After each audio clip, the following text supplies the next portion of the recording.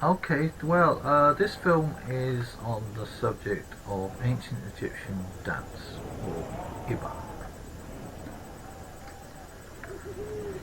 In the story of Sinuhe, which is quite an old Egyptian folktale, I suppose you'd say, from Egypt's 12th dynasty, so a long time ago, but filmed in the modern world as a movie called The Egyptian. This tells the story of someone in exile from Egypt for mysterious reasons. Someone has run away and become an exile, and after a while, even though he's successful in his chosen place, new country, he always longs to return to Egypt, and eventually he does. And in the long kind of in the story, he kind of reminisces about Egypt and the things that he misses or will miss. And one of the things he's told that he will most miss about Egypt is that when he does eventually die, there won't be any Mu dancers, which is a class of ritual dancers. There won't be any Mu dancers at his funeral. So of all the wonderful things about Egypt that could be pointed out to him that he might miss, the Mu dance, the sacred dance, is the thing that he most misses. So it's easy to pass this over. It just seems like maybe not such an important thing. But obviously the Mu dance, this type of dance, is something very special. Although it's not very well known, I thought it was a good idea to kind of try and speculate about this because it's right up our street, really. Mu actually means those who belong to the water, so it's difficult to know exactly what that entails. But one possibility is it refers to the ferryman, to the people who ferry you over the river to the other side, which is a kind of nice metaphor of the process of death. But also physically, you ferry you over the river now to the desert necropolis, which, if you're in Thebes, which is one main centre, it's actually on the other side of the Nile from the main settlement and temples, at least. So this is an Egyptian spirit dance, also called, most common name for this for dance in Egypt is Iba. But there are many other names, and also specific names for particular types of dance. So what I'm going to do briefly here is an act essentially of reconstruction. It's an attempt to make sense of an Egyptian tradition that in a way we still have a link to, I think, in lots of ways, but hope I can show that. The influence of ancient Egypt, of course, is still relevant to everybody, not just pagans such as myself. It's part of the European consciousness, or what's sometimes called European mind. But for now, I'm focusing on what might be interesting in this from a kind of neo-pagan, new religious movement point of view. I should say, when I say pagan, I don't follow I suppose the majority view that pagan means country dweller, or whatever. I think that's a possible interpretation, but as far as I know, that interpretation of the word pagan only really got any traction in the West in the scholastic period, in the European Middle Ages. The original meaning, and another possible original meaning, is that it's a kind of new religion, really, of the classical world, and it's really those who haven't signed up. It means civilian is one possible meaning of pagan. Those who haven't signed up to the kind of army of God. I mean, usually meaning Christianity was kind of at the time used this kind of quite martial way of describing their religion, and people were enrolled. The oath that they took, they're enrolled into almost like a military fraternity in a way, but with religious aims, the army of God. It's not a kind of modern time we have things like the Salvation Army, of course. So those are the kind of ways that I approach this material. And as I say, there's a whole lot of, I mean, I'm just giving you my ideas, there's a whole lot of people in the contemporary magical community now who are very busily engaged in excavating this rich collection of text, and it's probably going to take a while before we fully get it on board. And one thing that you spot with all this is there's the continuity from ancient magic over time, over vast periods of time, between prehistoric or the pre-dynastic stuff to even into the modern world, really, which is a theme that I often explore. And as well as continuity of ideas, there's also innovation, right? There's continuity and there's change. New ideas pop up all the time, and new things that are found to be useful for the magician to do. A good example of that would be in the classical period the rise of the mystery cult, which is a kind of religious innovation, really. Nobody's quite sure if it existed like that before. The examples of the cult of Isis and all this kind of stuff that we know of from the classical world, there's some indication that there may have been something like that before, but that's another issue. So whenever we get involved with magic, we're dealing with a religious tradition that's extremely old and familiar, but it always very soon takes us back to our very beginnings, to the origins of things, to the kind of first things that we did, really. And nowhere, I think, is that better illustrated than in the subject of dance, surprisingly. Dance in itself and movement is, in a sense, for them, it's, you could say we know about it, but it's also, we take it for granted that that is almost, you could say, one of the oldest forms of magic, one way or another. There's always music and movement. There's almost always dance in magic. Okay, so in the first part, I connected together magic in general, some ancient texts, and suggested the possibility that dance, Egyptian dance, might be an important aspect or key to this. And I left off with a mention of a line from the Ritual Jew, the painter of hieroglyphs. This is an ancient Egyptian magical text, small one, very dense, but small text, which has a line in which, when you become possessed in this ritual, in which the operator says, "Sight is in my feet." Okay.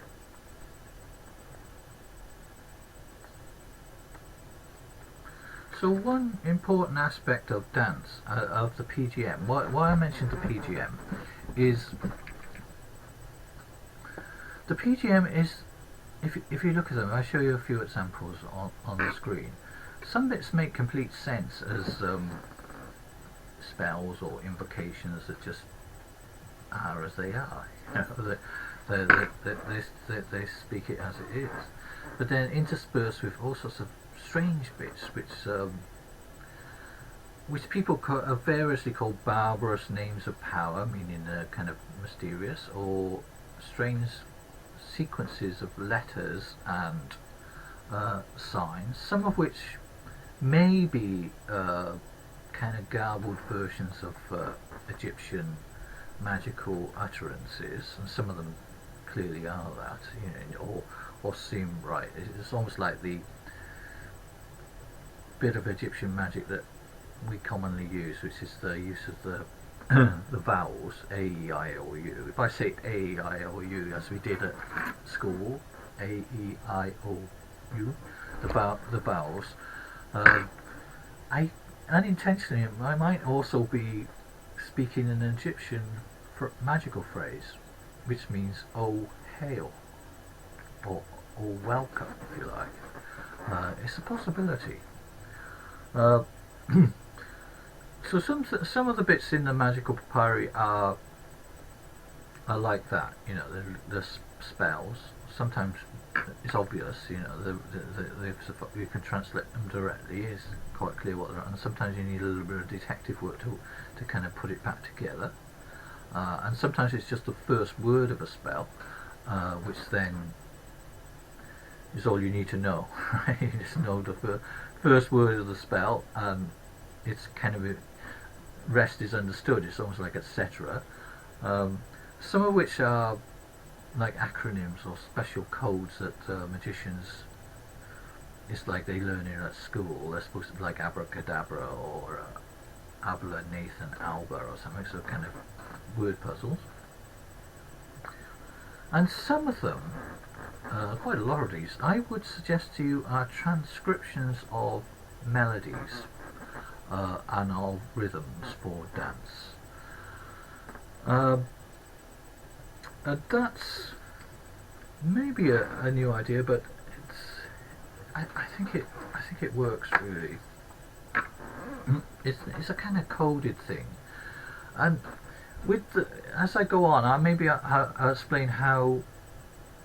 You see, in magic, where you're dealing with spirits, there's an idea that each spirit has a particular signature. It might be a name, but a signature of some sort, and this is the same from positions of all time, like a mantra, if you like, from the Hindu tradition. And particular spirits are invoked by certain sounds or sound patterns, certain songs, if you like. So spirits have their own song, and in order to invoke that spirit, you have to know their song. And you know, some of these things, I mean, we're talking about how to reclaim music that hasn't survived. We don't really have any other transcription system, or not a very clear transcription system for music and dance from the ancient world. It took us a while to get that in the West anyway. They may well have had a transcription system, but in that burning of books that I mentioned, probably books on music also suffered the same fate as books on magic, unfortunately. But wherever way you look at it, there's obviously an underlying kind of compendium, if you like, dictionary or lexicon of signatures, that musical signatures that invoke certain spirits, and that, as I'll show later, is an idea that survived, and then we can use to kind of read this back into the modern world. In fact, it's quite a reasonable idea. So certain patterns, certain ways of using the body, certain sounds, and certain ways of movement and signing invoke certain spirits. And my suggestion is that in the PGM, some of these collections of phonemes and signs and whatever are connected to that as well. There are actually a whole class of hymns and invocations known from dynastic Egypt itself, which are called danced hymns. They're hymns that have to be danced in order to bring them to life. There's a whole cluster of these, if you like. So the tradition is there, right? It's not something that that is unknown of. So you'd expect at the end of its development that Egypt would kind of continue to do that. It would have a strong relationship between certain movements, and certain sounds, and certain magical acts. So this is what we're getting at, what we're trying to reconstruct. So if you like, my kind of little insight or contribution to understanding and bringing to life these ancient spells would be, let me take those off, would be that, right? It's trying to reconstruct some of the patterns that go with these from the PGM and turn them back into dances, if you like, or connect them back to dances. I mean, obviously I'm going to have to use a lot of imagination, a lot of insight. I'm going to have a lot of help from the spirit world and other people to do this. But I don't know, I kind of feel I want to do this. I feel drawn to this. So if I stick my neck out a little bit, right, which I am wont to do, I would say that there are probably 72 basic dance patterns or signatures, and that these correspond to 72 types of spirit, and maybe even 72 types of illness or disease, because there's a kind of there's a religious aspect to this, often a therapeutic component to all of this stuff. This stuff is also therapy in lots of ways, which is something that we'll explore eventually. Now obviously 72, I mean, if you're familiar with any of these Western esoteric traditions things, then you might, that number's going to ring a bell. Right? Which is why I'm using it, really, is because the number 72, which is a number related to astronomy, essentially, and astrology, recurs so often in the material, in all sorts of different texts. It just pops up all the time, that it's got to be there almost, you know. And you know, it is known that, say, in the later times, there are, you know, even in places, even in the Persian world, in modern times, there's a classification within Islamic therapeutic dance, really, of 72 different types of conditions that they might encounter with. It's the disease, whether it's depression or whatever, becomes your demonic initiator in a way, because these things are also related to demons. You may seek therapy and help from the magician because initially you're possessed, or because there's something wrong with you. You have a disease. You're depressed, or epilepsy, or whatever it might be. Some other affliction. It's often that propels you to seek help, and the process of dealing with that, the exorcism. As people talk about the text of Ritual of Jew as an exorcism text, but it's slightly misleading. You have to know something about what the nature of exorcism was in this context. It was a little bit different to some of the ideas that people might have. Because exorcism is a kind of initiation as well. The process of exorcism initiates you into a particular sect of the people, and you become a representative of that particular spirit within the circle. That is your initiation, really. So, and thus we might call that a demonic initiation. So I'm going to say that, not that I've discovered 72 of these things, but this is my working hypothesis, if you like, right? That given that this is such a common way of looking at things and classifying things in our tradition, I'm guessing there must be 72 of these things. Yeah, I mean, I was going to mention that there's one text you might look up, right, is the Goetia, right, which is a kind of very, very popular text now, right, amongst neo-pagans. And of course, in the Goetia has the 72 spirits. And rather helpfully, it says in the Goetia that they speak the Egyptian tongue, so I kind of think it probably comes from Egypt as well. But the subject of the 72 spirits, I'm not going to go into that in too much detail now. That relates to the decans and the demonic calendar of Egypt, and maybe that would be a good subject for another talk. I'll do that another time. Okay, so I've been working on this material for a while now, and my focus, I would thought, is Egypt, but slightly outside of the formal temple culture. And there's an idea, you know, there's not one culture, not even one language spoken in dynastic Egypt. There's certainly not one unified view. Lots of different views seem to have been competing with each other, which is normal. That's life, isn't it? That's the way you would expect it to be, rather than the idea of one fixed system. And my emphasis tends to be on what broadly you might call the folk religion in dynastic Egypt, which people say they didn't even know that it existed, but it kind of does, right? There's the evidence from what's happening outside of the big temples, the wonderful temples, really, has to be said.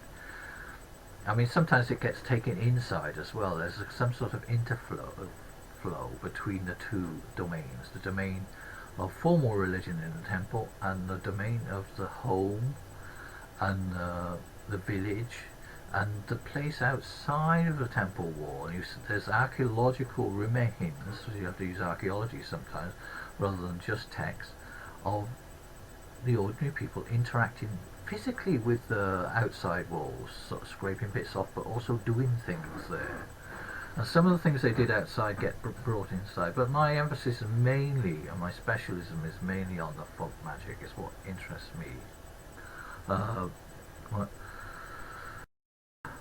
So the folk tradition, the people, if you like, is this interesting area that I've kind of stumbled into, if you like, looking at dynastic records of Egyptian dance and music, and also trying to do these things, not just having reconstructed a dance so I try and actually make the music and do it. Now maybe I'll show some examples of either me, probably other people, from known films of people sort of doing some of this stuff as I see it.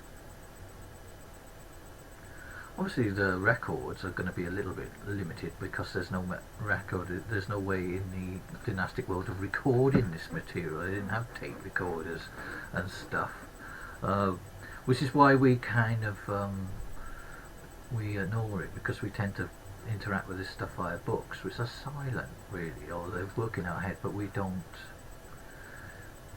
of ignore all the kind of other stuff which may have even been more important.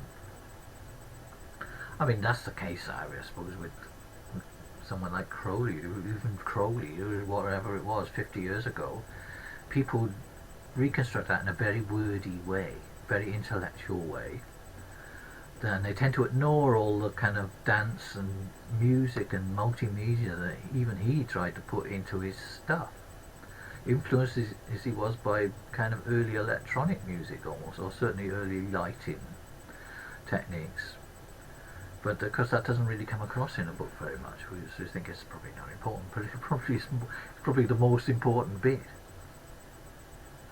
As I say, the further we go back, not only do we have the problem about transcription, we have the problem that a lot of the stuff is actively suppressed. So, hence people call this, there's a posh name for this stuff now, which is called speculative music. Great. And I think there's a very interesting website, I'll put the link on the screen, of speculative music, which has some very interesting articles on some of the attempts people are making to kind of bring this material back into our world.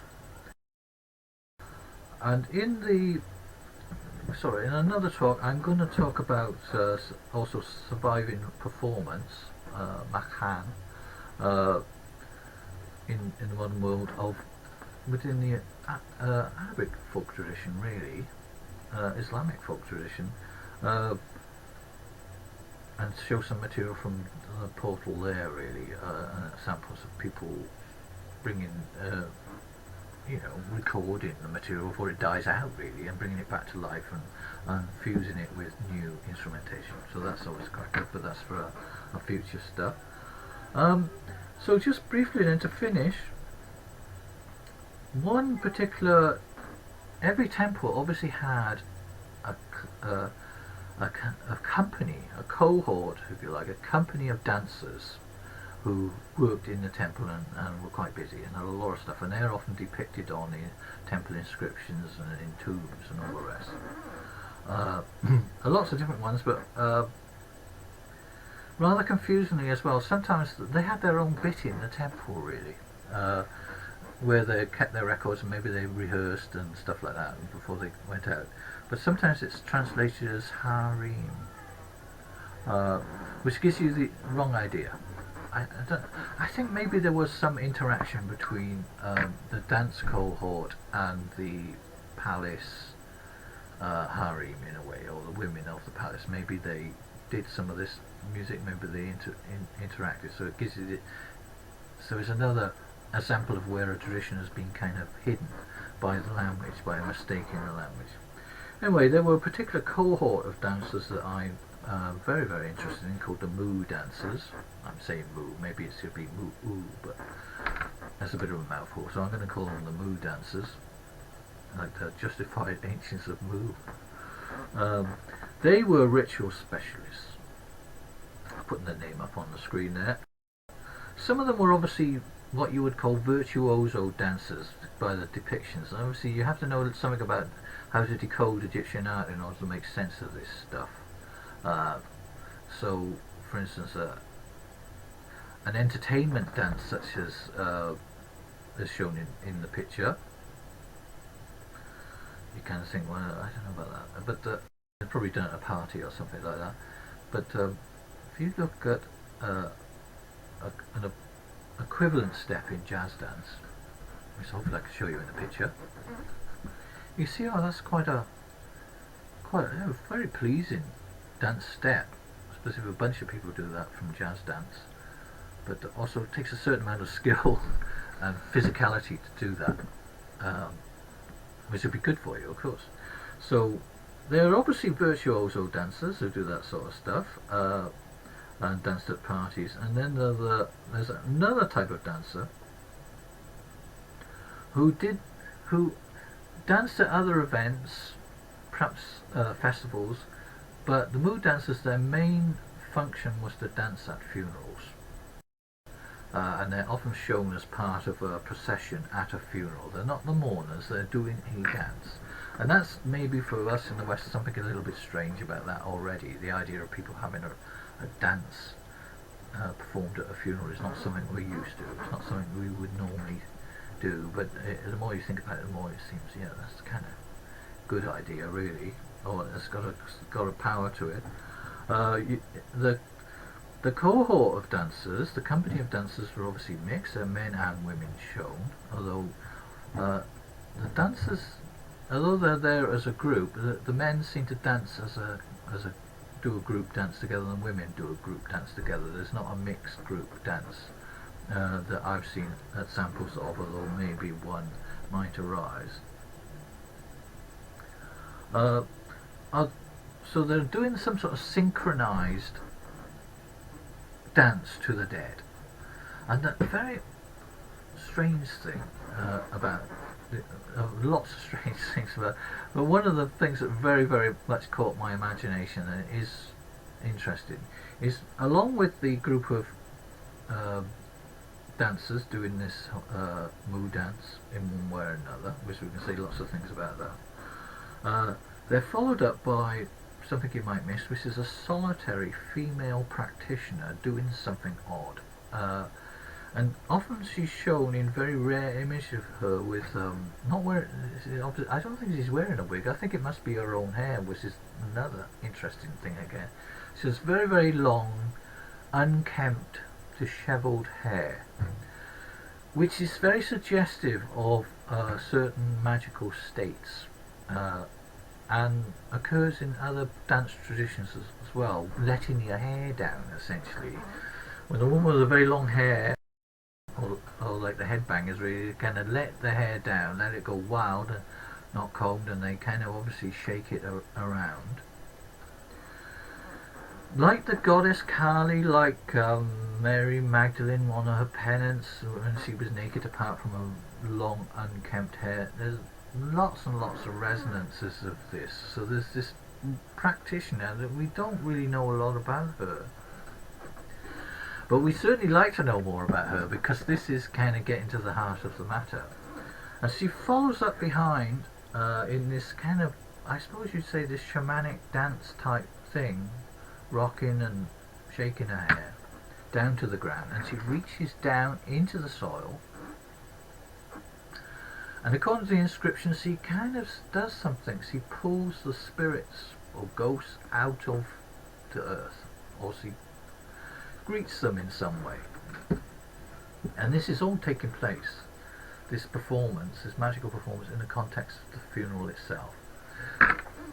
So you can see there are very interesting elements to the Egyptian stuff that we are looking at, and that it's going to take a long time to reenact them and to kind of get them out eventually. So again, together with this movement, there's a particular type of music being constructed, a rhythm pattern, and that rhythm pattern itself and the way that they're making the music has a very, very interesting history in its own right. And some of these instruments, like the sistrum and whatever, they morph into other instruments and are used in similar contexts, and that's very, very, suggestive tradition.